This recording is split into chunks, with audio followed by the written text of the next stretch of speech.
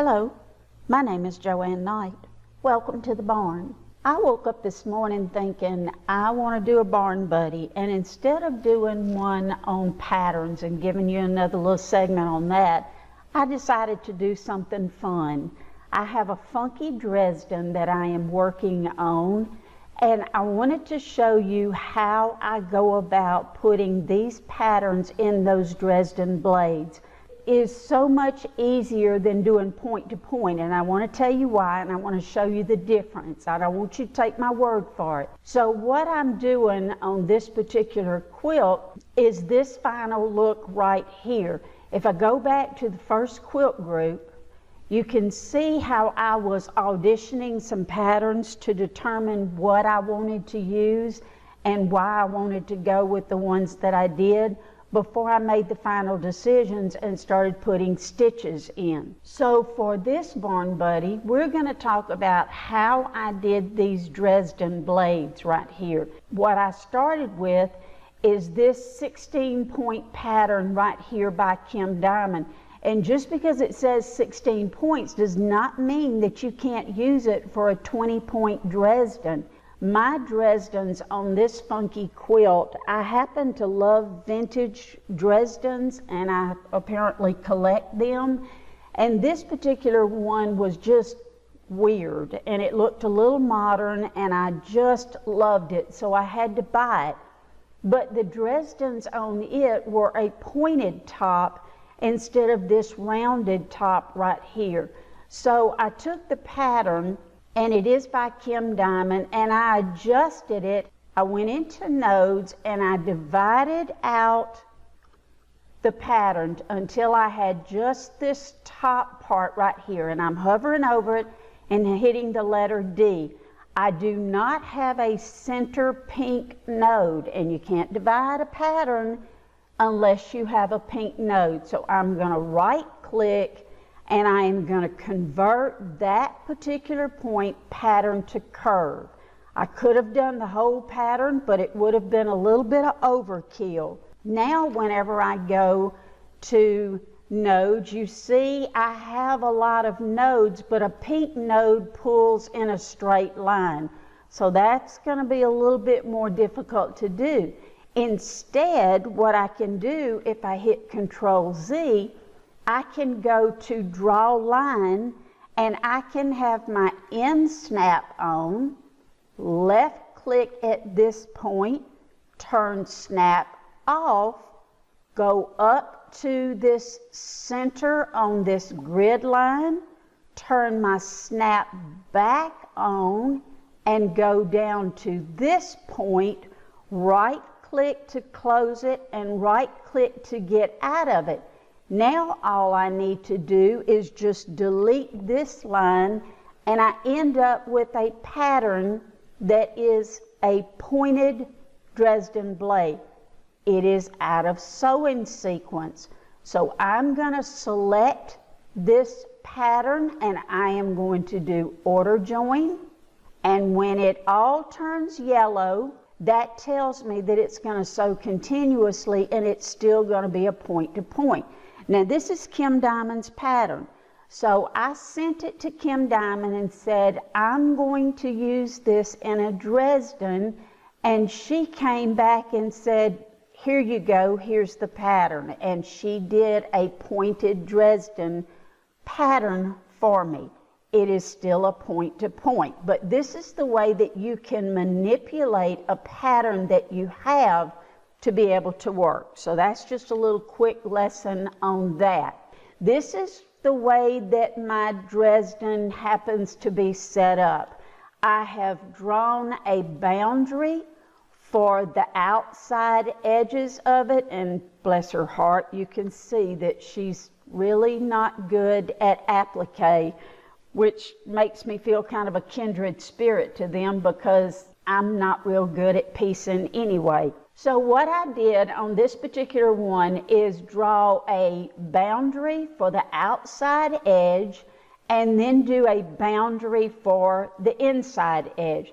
Now if we were to take this pattern and we were to go into draw pattern with snaps off, and we were to click this is what happens right here. By the time you click the different places, you see how I'm clicking, but the angle is going to determine how that pattern goes in.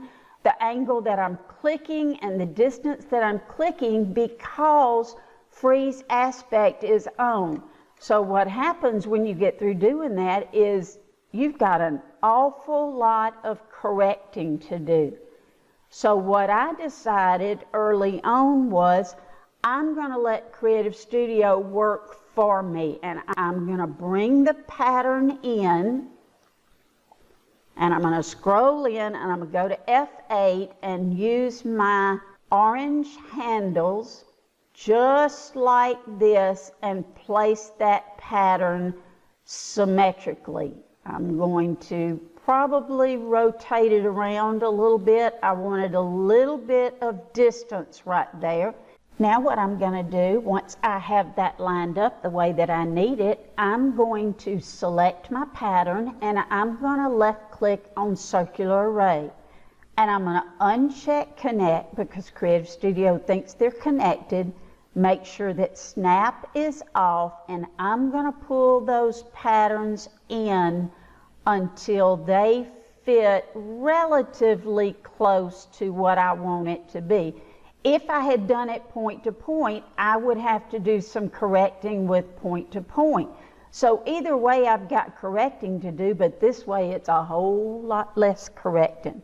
I'm going to say OK, and now I can scroll in really close. I can select this pattern, move it into position, rotate it around until I have it like I want it to be. Remember, this is an old quilt, so it's got some issues. The important thing is you want to make sure their little rear ends are underneath the inside boundary. I would take this one and move it to the position that I need it to be. Now, I am fixing these according to the top. I have those side seams that I have to deal with. So with my machine head, once I get these in the right position, with my machine head, I would go in and draw another boundary. And that boundary would just hit those side seams. I don't want it to interfere with the boundaries that I have for the inside and the outside. So basically, you need 3 boundaries on this particular piece that I am doing. And I would do these in one continuous motion all the way around, following those seam lines with my machine head, just like this. Because you can see, even with circular array, some of these little angels are not anywhere near they need to be. You see how bad that one is right there? And it would be okay with draw pattern, but with draw pattern we've already figured out that they would be way too big because of the distance that I'm clicking. This little particular Dresden, and I missed terribly on that one, this little particular Dresden right here had short squatty blades, and that's a little bit unusual to have short squatty blades. Usually they're a little bit more symmetrical. So what I can do is either use my rotation handle and rotate them around. I'm going to go all the way around and fix these. So let me do that right quick, and it's just a matter of selecting each one of them. If I scroll in really close, I can use my greater than and less than to be able to go from one to the next. So let me do that right quick, because you don't need to see me do that 20 different times. Let me get that done for you, and I'll come back and show you the next step. Okay, I've got those all positioned pretty much like I want them positioned. Let me correct one thing. I have 18 blades, not 20 blades, so I just deleted 2 of them, but the process is still the same. I am looking to make sure that all of these little ends are underneath that inside boundary, but yet this line right here is inside the blade, just like that.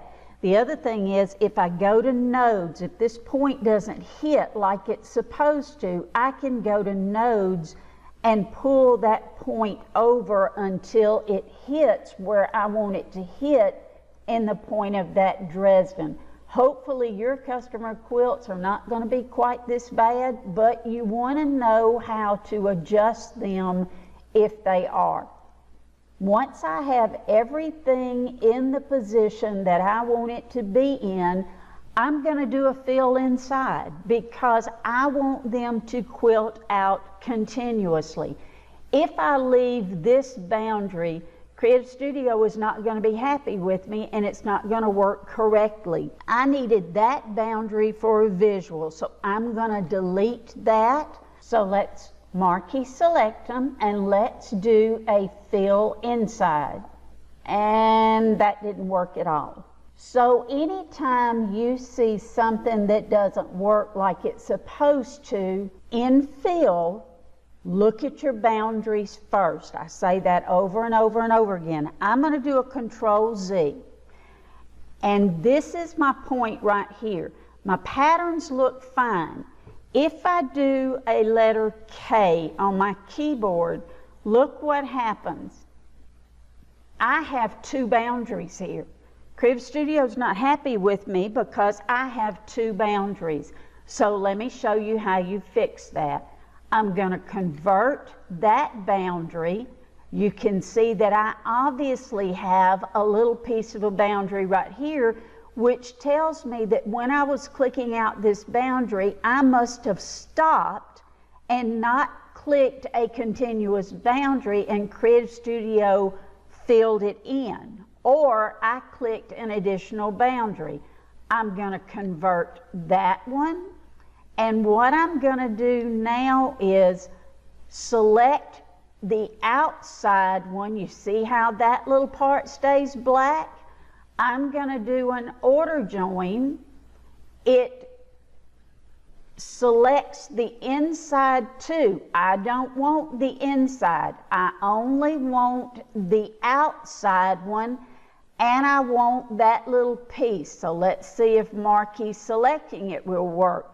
Marquee selecting it selected the inside, but if I hold down my Control key and I left click on the inside, it let go of that middle pattern. Or I can select the middle pattern and convert it.